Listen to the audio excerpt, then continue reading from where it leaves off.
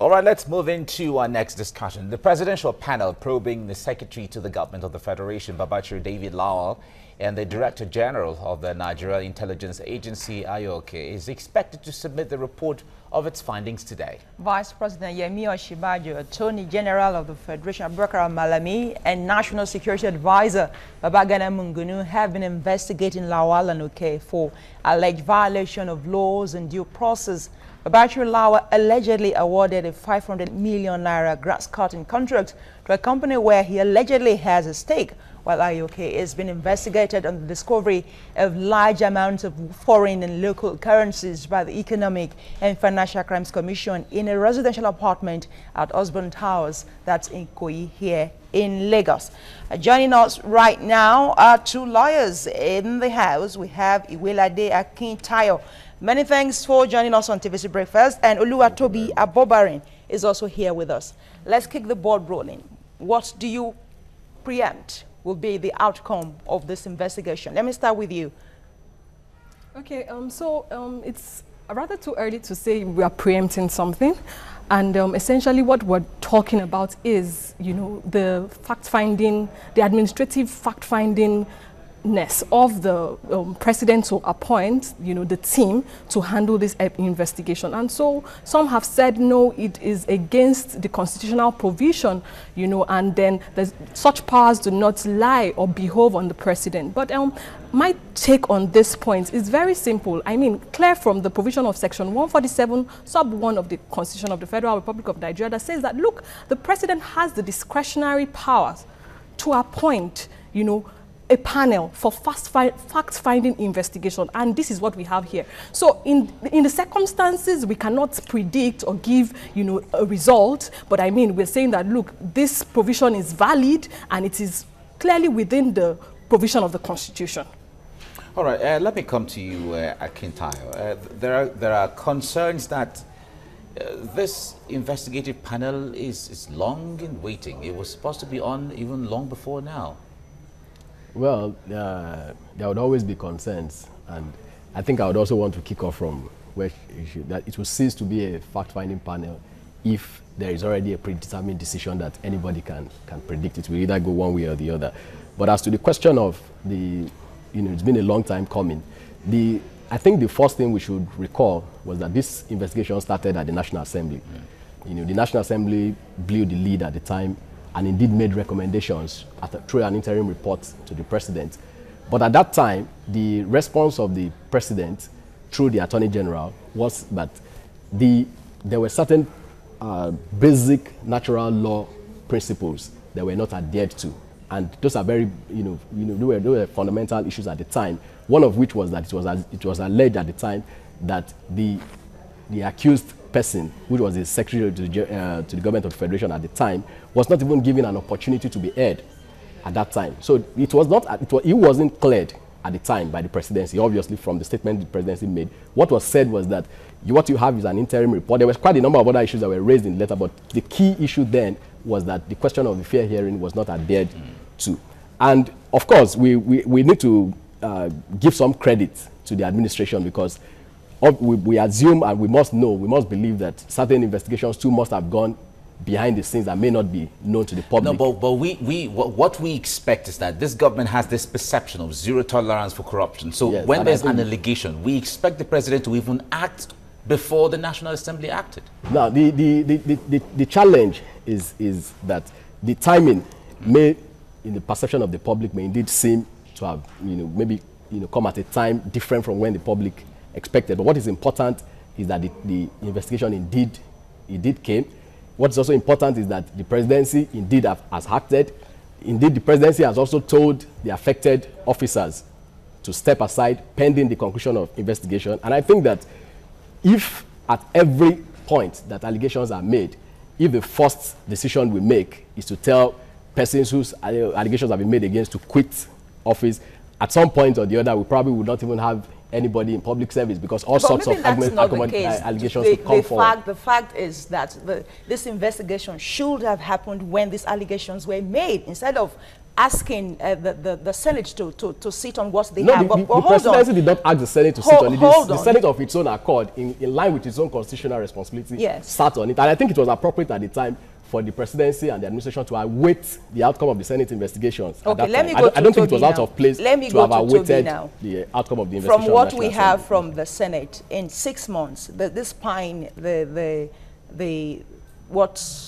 presidential contention, yes, that spent about 6.8 billion naira in 6 months, which is a huge amount. And the EFCC will pride itself on issues like this. If you were to be just an ordinary Nigerian, when this amount of money is being sunk into a project and there's nothing to show for it, and the EFCC will go further and say, okay, there's a whistleblower telling us what to do, and the Senate blew the whistle. Why didn't the EFCC act? I mean, I think this is very clear. You know, if you ask me, I would say that, look, the EFCC has the prosecutorial authority. I mean, and then there's nothing stopping them from acting. And so my point is this: if the president has appointed a panel to sit on it, do you understand? It does not preclude the EFCC from acting. So the fact-finding committee is doing its function, and then the EFCC, if it deems fit, can also go ahead with its prosecutorial authority. So nothing precludes the power or the authority of the EFCC in going on with its investigation. I mean, there are two distinct roles where the fact-finding committee is playing its own responsibility, and then the prosecutorial authority of the EFCC can go ahead. There's nothing stopping, you know, that power. So that's my response to your question. Okay, we'll come back to this shortly. Let's go on a break and we'll be back on the discussion this morning. Stay with us on TVC Breakfast.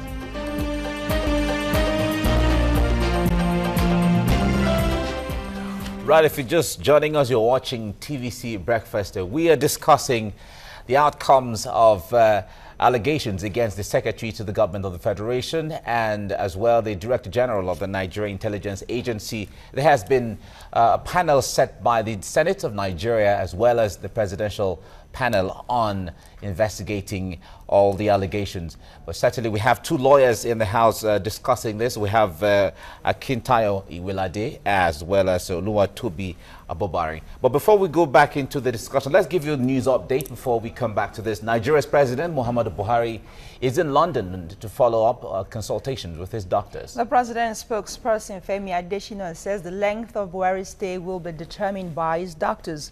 The president has also written to the National Assembly informing the lawmakers of his absence. Now, President Buhari delayed his journey until Sunday evening so he could meet with the 82 Chibok girls released on Saturday. Before the president's departure to the United Kingdom, he met with the 82 Chibok schoolgirls recently released by their abductors at the Asu Villa in Abuja. And the president thanked the girls and their parents for their resilience and faith in the administration. And now outside Nigeria, U.S. President Donald Trump has joined other world leaders to congratulate France's newly elected president, Emmanuel Macron. Trump says his government looks forward to a good working relationship with Macron. 39-year-old Emmanuel Macron defeated far-right nationalist Marine Le Pen, who threatened to take France out of the EU, according to early projections. All right, let's get back to our discussion that we've been following earlier on. We have Kintayo Iwelade with us, and we also have Oluwatobi Abobari. Now, let's give you this report now. That the Senate has recommended the prosecution of suspended Secretary to the Government of the Federation, Babachir David Lawal, after its ad hoc committee's report linked him with allocating 530 million naira contracts to his personal company. The upper chamber says it resisted political pressure from outside and within the National Assembly to step down the report, as TVC News' Sumner Sambo reports. The ad hoc committee on mounting humanitarian crisis in the Northeast says it discovered a brazen theft of public funds through allocation of funds to companies owned by public officials, like suspended SGF Babachir Lawal. It urged the Senate to accept all its 12 recommendations, which sought the prosecution of indicted officials and companies. That the bank verification number of engineer David Lawal is still the signatory to Roller Vision Limited account and the 13 other accounts, some of with different names. The committee is of the opinion that engineer David Lawal has contravened the provision of Part 1 of the 5th schedule of the 1999 Constitution as amended, bulk of the resources were used for issues that were not addressing the immediate needs of the IDPs. After the presentation, senators wasted no time in adopting all recommendations, despite what they termed political pressure. They tasked security agencies to urgently prosecute Babachir, who they accused of using kickbacks from the grass-cutting contract to sponsor protesters against senators. In fact, Nigerians don't even know that there is difference between the contract to cut grass and there is difference between the consultancy payment to cut grass. You are just providing consultancy to cut grass. You are taking 200 million. We have credible evidence that part of this money was what was used in the entire 2 years of this administration to continue to sponsor people to derail the institution of the National Assembly. Now they have blown a whistle. Money has been taken wrongly. Money has been paid wrongly. Having made this one public today, EFCC should also go into work immediately. That the committee also recommend further investigation by relevant agencies of government as to why contract benefiting companies paid over 500 million naira into Roller Vision Engineering Limited, a company in which Engineer Babachir David Lawal has interest. I am proud to be part of a Senate that can produce this kind of report despite the political pressures that we know exist. The Senate adjourned and later returned for a fresh plenary so that the votes and proceedings would be adopted and forwarded to the presidency as requested by President Muhammadu Buhari. Somna Sambo, TVC News, Abuja. All right, we are still on now, so we'll kick off with you again, Akintayo. You heard what the report said there, but let's go specifically to what the Public Procurement Act says, Section 43. I'm sure you're aware, you're familiar, and that's the bone of contention here. Why would the SGF just flout that order? Well, just like we saw on the report, the figures are disturbing. The revelations from the committee report are mind-blowing, and I don't think there's anything that should impede the anti-corruption agencies from receiving those reports and do their responsibility as statutorily provided. As to the question of why a public officer would have alleged to have acted in the way he has been alleged to have acted, I think those are matters that would be unearthed in the course of investigation by the anti-corruption agencies. No non-public official. You can never go wrong with the law. Just stay within the ambit of the law now. Exactly. What the law says, yes. what the Procurement Act 2007 says is what we are talking about. It is absolutely, if a public officer puts himself or herself in a position that creates conflict of interest, of course it raises serious questions, of violations of the law, violations of the code of conduct for public officers, violations of even the anti-corruption laws, and I believe that the relevant agencies, even before this sort of discussion, I believe they are aware of the report, they are aware of what the Constitution expects of them, they are aware of what the mood of the nation requires of them, they are aware of the direction of the current administration, whose mantra is zero tolerance for corruption and all that, and I'm sure the public wants to know how far they would go with this sort of recommendations. Now, I don't expect that they perform their statutory roles without fear or favor. Okay. Oluwatobi, let me come to you on this. The Senate panel, the ad hoc committee rather, that investigated Babachir Lawal is independent. Osinbajo panel is also independent. But the Osinbajo panel demanding to have a report of the Senate ad hoc committee, how appropriate is that? Okay, my response to that is that it is within the discretionary powers of the fact-finding committee. And now, I would just to illustrate better and further, I'd just like to refer you to certain provisions or certain authorities, judicial authorities to be precise now. Supreme Court authorities, for instance, the case of Babangida versus the Attorney General of the Federation, yes, where the Supreme Court held expressly that the SIP, the Statutory Investigation Panel, the Special Investigation Panel, I beg your pardon, the president has the power to delegate, the discretionary power to delegate the Special Investigation Panel in this context. So my point is this: in the course of carrying out their investigation, if they require such reports, why not? Except, of course, I also want to take you up on that, which you have the power to delegate, but the principle of fairness, you cannot throw that away. One of the member of that panel is the boss of OK, who is to some extent in the know from the feelers we've gotten, is in the know about the money in Ikoyi. How would you react to that? Let Tobik react, then you can... Okay, so my point to that is just the simple concept of confidentiality. Do you understand that fiduciary relationship, where he has to carry out his duties within the ambit of the law and not, you know, on the ground that he has a relationship. You are carrying out your duties within the ambit of the law regardless of the relationship. So it's for you to do a proper investigation and submit your report. That's my... And I think a follow-up to that, if you permit me, is the nature, we must be careful not to misconstrue the panel, the presidential panel, as being a court of law. Now, the responsibility of the presidential panel in the final analysis, its report is to serve as an advisory document. So it's generally administrative. It's an administrative panel. Now, and being an administrative panel, it cannot even come to a decision of the criminal guilt or otherwise of the persons alleged or the persons accused. It is, and given the nature of that discovery that we all saw all over the news that occurred at Ikoyi, the funds, and the counter allegations here and there about the nature of what the funds were meant for, what some persons approved over the years, and all those kind of... If you look at the laws setting up the security agencies, there could be the need for some discrete findings about that. But that doesn't in any way preclude or stop the anti-corruption agencies to proceed on the basis of evidence gathered either independently or in the course of that panel's report to proceed and make make a step or create charges for prosecution. So the panel is not a judicial body; it's not seeking a conviction. That's good to understand. Let's bring in Foladele to give us a perspective or reactions on social media. What are people saying? What are Nigerians saying? Fola, good morning. Good morning, Mike. Good morning, Busala. Good to see you. Good morning, Imade. Good morning, Toby. All right, so as you know, Nigerians tend to have a very different perspective. And so they're actually asking what this means, seeing as the president is absent. So they're asking, you know, who is the vice president going to submit the to? report So let's find out. Ifrike Yang says, so I have two questions for political Twitter. Who will Osinbajo submit the report on SGF and DG of NIA2? And who will give the May 29th speech?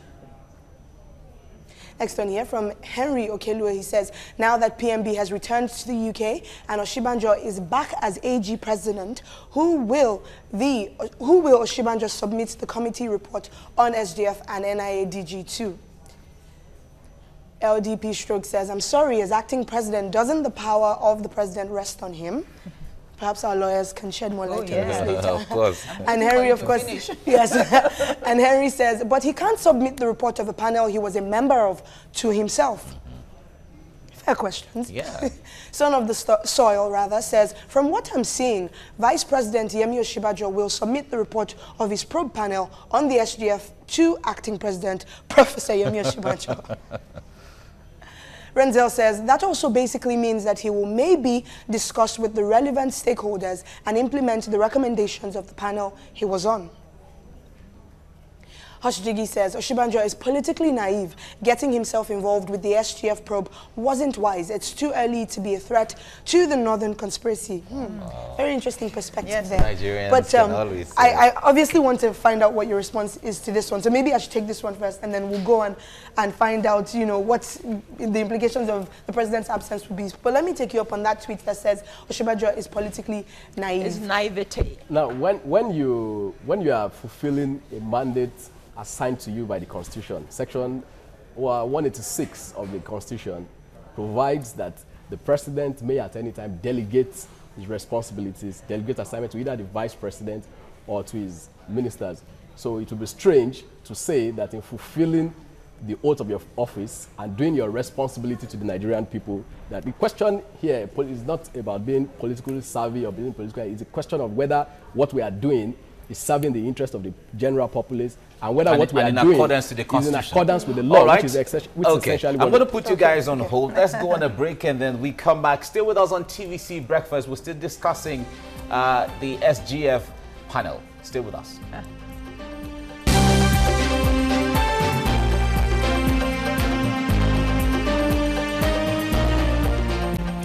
All right, if you're just joining us, you're watching TVC Breakfast. We're still discussing the panel reports on the SGF and the NIADG. We still have Fola in the house. Yes, we do. Yeah. Yes, and before the question.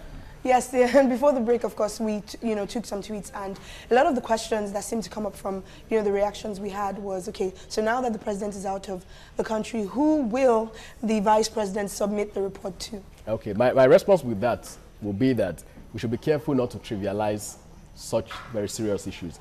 Now, the whole idea of submission or non-submission is just a formal procedure, ceremonial procedure. He presided over the panel in his capacity as the vice president. Now that the capacity situation has mutated, that is now the acting president, it is a duty behoving on him now to implement or act on the recommendations of that panel and the findings of that panel, irrespective of what role he played at the time in making those findings out. Well, you said of course, the panel is adversary, so he's going to take his own advice. Will he negate? Will he go against his own advice, Toby? No, Will he go against his own advice, Toby, quickly? So, no, I don't think he would go against his own advice. For me, I even think that, look, there's a communication gap, between the president and the acting president. Do you understand? And so, certainly, he would be properly guided as to how to go about the investigation report. Of course, and I must add that the vice president has shown himself to be somebody who consistently shows decency by consulting with the president, even when the president is not around. So some of these conversations will have to go on. All right, but it doesn't stop the implementation of the findings. Akintayo Wilade, thank you for coming on the program. Thank you so much. And Oluwatobi Ababarin, thank you for coming on the program. Thank you. And thank me. Yeah, thank you too. Thank you too. Thank you. All right, that's where we'll round off this discussion side right now. But let's move on.